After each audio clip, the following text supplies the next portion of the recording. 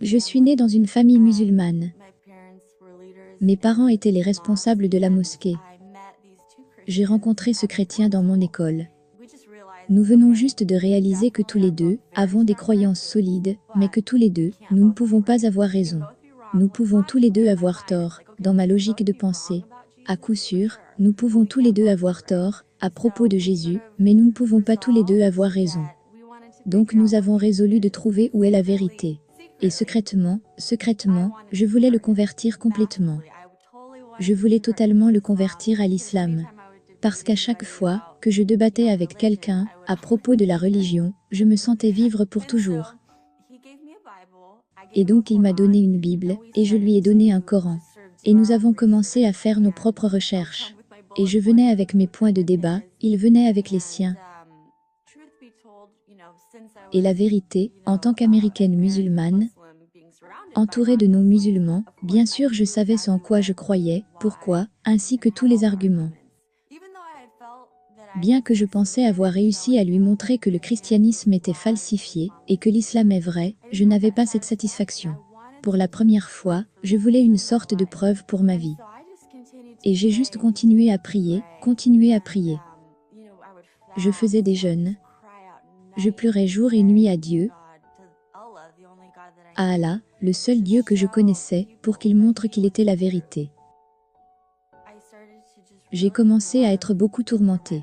Je pensais pour la première fois que peut-être que j'allais devenir folle.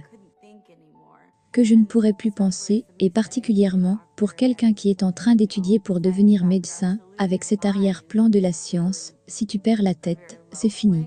Pour ne dire que ça simplement. Donc un jour, alors que j'étais à mon point le plus bas, je pleurais, priais Allah, lui disant que je ne pouvais plus continuer ainsi, même un jour de plus. Et ce même jour, j'ai reçu un texto de mon ami, qui tout ce temps, priait pour moi, et son église aussi, dans le sud du centre-ville. Et en fait, son pasteur amena un livre écrit par Lee Strobel, intitulé « Jésus l'enquête ». Et parce que j'étais à un point très bas, à ce moment, je ne lisais rien. Donc pourquoi pas? Ce livre donnait tant de preuves significatives sur l'historicité de la croix et de la résurrection. Et j'ai commencé à relire la Bible. Je la lisais, comme si cela aurait pu arriver. Et je me souviens juste d'avoir pensé, oh mon Dieu, c'est beau, et puis j'ai appelé quelqu'un que je savais était un chrétien. Elle m'a dit pourquoi tu ne demanderais pas juste à Jésus de venir dans ton cœur? Si tu te demandes s'il existe, tu n'as rien à perdre. Elle ne savait pas que pour un musulman, demander à Jésus de venir dans le cœur c'est l'enfer pour l'éternité, sans recours.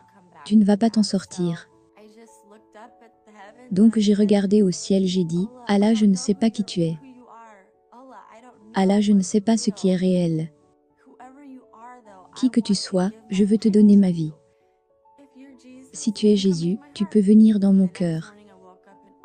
Le lendemain matin, quand je me suis réveillée, tout le tourment était parti.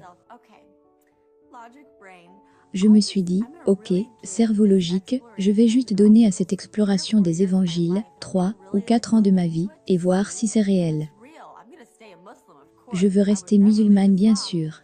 Je ne quitterai jamais l'islam, mais je vais lui donner une chance. Et donc je suis allée à l'église ce dimanche-là.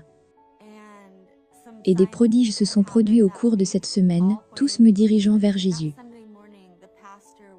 Ce dimanche matin le pasteur prêchait, et les gens levaient les mains, et j'ai juste commencé à le faire. Mon cœur voulait juste l'adorer, et quand il y a eu l'appel au salut, nous avons tous incliné nos têtes. Le pasteur a dit, je sens qu'il y a une personne ici, qui veut donner sa vie à Jésus, mais ne sait même pas ce que cela signifie. Elle a peur. J'ai alors dit, assez, c'est assez, cela me demande plus de foi de ne pas croire en lui, que de croire en lui.